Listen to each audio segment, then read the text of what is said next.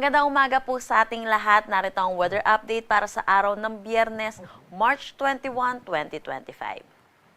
Wala pa rin naman tayong minomonitor na anumang bagyo or low pressure area sa loob at labas ng ating Philippine Area of Responsibility. Pero ngayon, meron tayong tatlong weather system na nakakaapekto dito sa ating bansa. Una na dito ang Northeast Monsoon or ang hanging amihan na patuloy na umiiral dito sa May Luzon.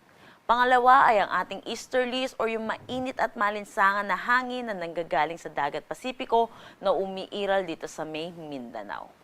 At dulot po nitong Northeast Monsoon which is malamig na hangin and then easterlies, mainit at malinsangan na hangin. Yung salubungan po nitong dalawa ay nagre-resulta sa tinatawag po nating shear line at ito po rin po yung pangatlo nating weather system na nakakaapekto naman dito sa May Kabisayan.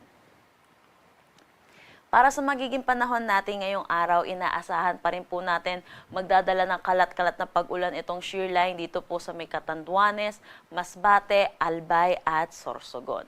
Samantala, yung Northeast Monsoon naman natin ay magdadala naman ng maulap na papawirin na may mga pag-ulan dito sa may Cagayan Valley, pati na rin sa Aurora, Quezon at dito na rin sa nalalabing bahagi ng Bicol Region.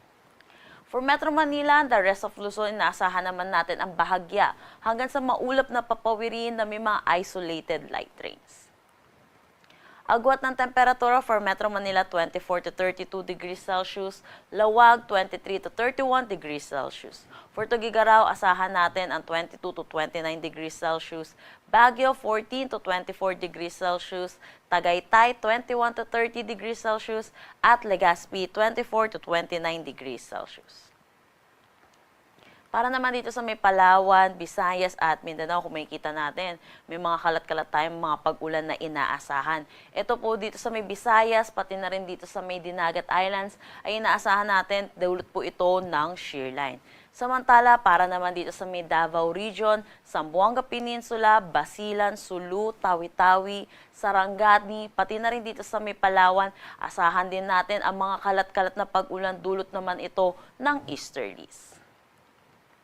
Agwat ng temperatura for Calayan Islands at Puerto Princesa, 26 to 32 degrees Celsius. Iloilo, 25 to 31 degrees Celsius. For Tacloban, 24 to 30 degrees Celsius. Dito sa Cebu, 25 to 30 degrees Celsius. Zamboanga, 25 to 32 degrees Celsius.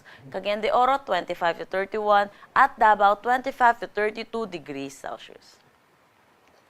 Meron po tayong nilabas na weather advisory, inaasahan po natin ang moderate to heavy rains or 50 to 100 millimeters of rain dulot ng shear line dito po sa may Sorsogon, Northern Samar, Eastern Samar, Samar, Biliran, Masbate, Leyte at Southern Leyte. Kaya pinag-iingat po natin ang mga kababayan po natin para sa posibilidad po ng flash flood at mga pagguho ng lupa. Para naman bukas, bahagyang hihina na po itong shear line natin at inaasahan na lamang po natin ang 50 to 100 millimeters of rain dito sa may Eastern Samar, Southern Leyte, Dinagat Islands at Surigao del Norte. Para naman sa ating heat index, kung mapapansin po natin, wala po tayong danger na itala kahapon. Dulot po ito ng mga weather system na nakakaapekto dito sa ating bansa at nagdadala rin po ng mga pag-ulan. Dito sa Metro Manila, nakapagtala po tayo ng 31 to 32 degrees Celsius na heat index at ang pinakamataas po natin ay 41 degrees Celsius dito po sa may Cotabato City, Maguindanao. Para naman sa forecast nating heat index ngayong araw dito sa Metro Manila, inaasahan po natin ang 33 to 34 degrees Celsius at ang possible pong pinakamataas pa rin po natin ay 41 degrees Celsius dito pa rin po sa may Cotabato City, Maguindanao. Meron pa rin po tayong nakataas na gale warning dulot po ng bugso nitong Northeast Monsoon sa northern at eastern coast ng Catanduanes, eastern coast ng Albay, eastern coast ng Sorsogon, northern at eastern coast ng Northern Samar at eastern coast ng Eastern Samar. Kaya pinapaalalahanan po natin ang mga kababayan po natin, lalo na po yung mga sasakyang maliit pandagat na delikado po pumalaot dito po sa mga coastal water na ating nakalista. Ang sunrise po natin mamaya ay 6 a.m. at ang sunset naman po natin mamaya ay 6:07 p.m.